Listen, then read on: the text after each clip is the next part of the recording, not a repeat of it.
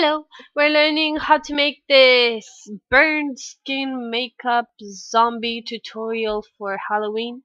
As you can see, it looks like my skin is burned.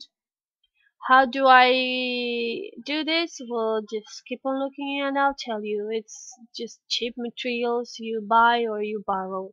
So I'm using either latex or the glue you use in school. You know, the normal glue. Just put some on your skin. If you don't feel like using it directly on the skin, you can feel free to put a primer on.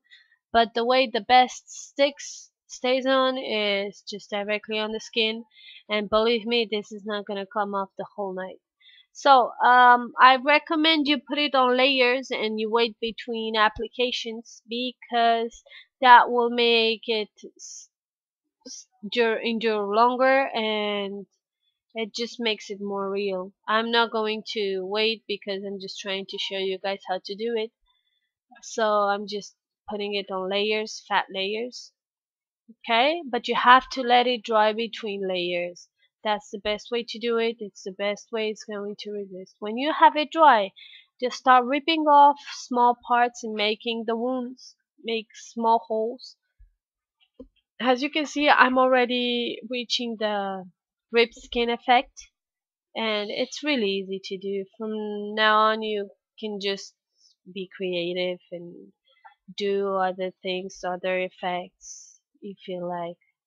Um, so I can assure you this is going to stay on your skin the whole night or the whole day. It's not going to come off. When you're done with ripping the skin parts off, just go on coloring. Use some base foundation to make it blend a little, not come off so obvious. And then use loose powders.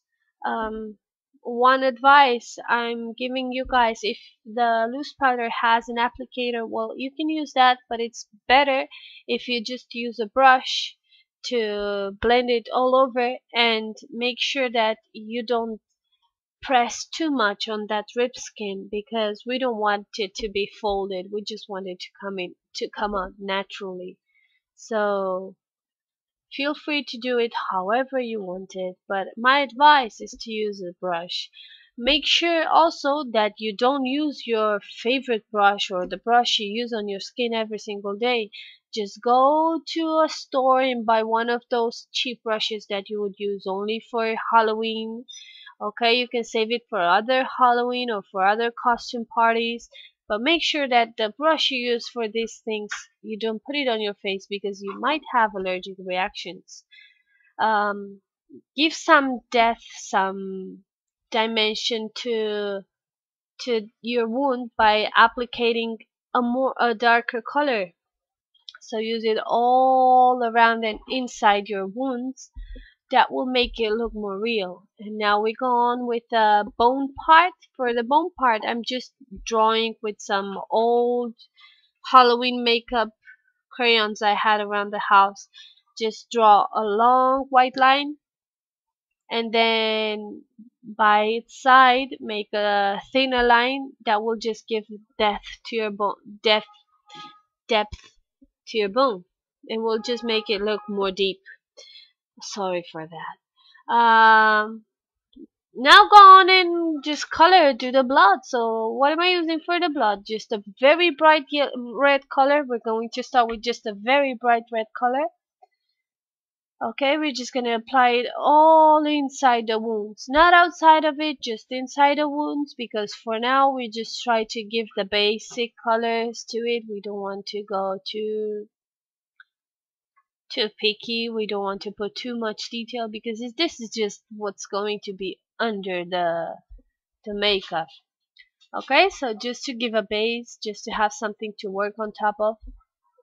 As you can see, I'm applying the red color all around. It's a very plain red color. You can just use one of those lipsticks that you have around the house. It's one of those that a long lasting one. Yes, a long lasting one. So go ahead, color. Then when you are finished coloring, go on and to the details. Now for the details, what am I using? I'm using my lip stain lipstick palette.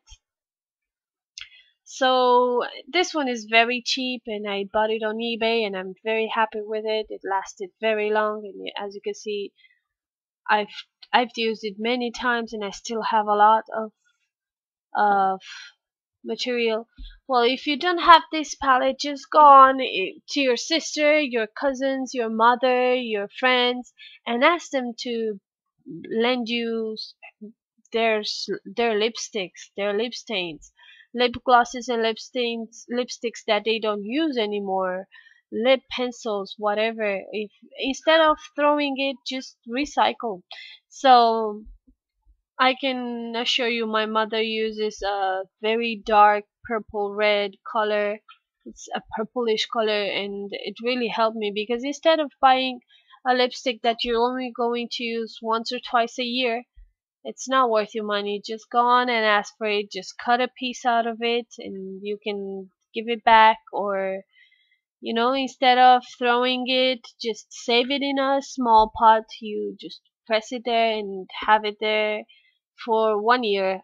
My advice is don't use makeup for more than 1 year because they expire like everything else in, just like the food, just like the oils, they expire. So use it for 1 year only. And after that, yes, you throw it, but at least you have your conscience that you made the best out of that product.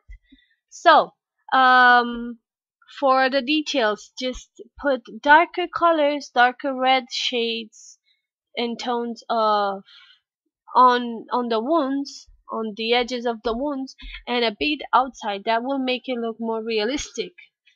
And when you're almost finished, just apply some blues or dark purples or blacks. Play around with it.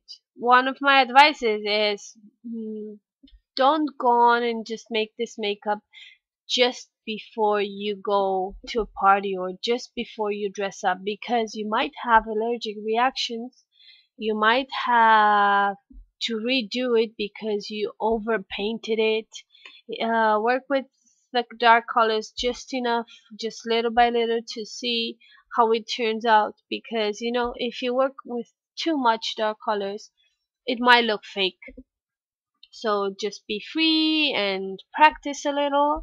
The best teacher in life is a practice. So do it 1 week before, just to make sure you don't have a reaction, to make sure it stays on well, because if you move a lot like me, you're gonna sweat, and just make sure the glue doesn't come off or it doesn't look ugly or you feel comfortable with it.